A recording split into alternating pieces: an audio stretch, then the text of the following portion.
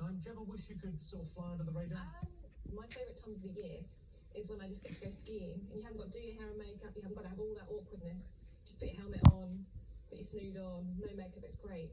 And actually I bought my skiing stuff with me actually, if I just make myself uncomfortable. I'm pretty sure I would recognise you in skiing gear. So I've got a beard and Viking horns. And this is kind of my look. So much more comfortable, but it's warm.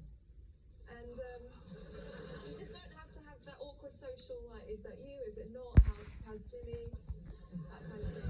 That's a challenging wank.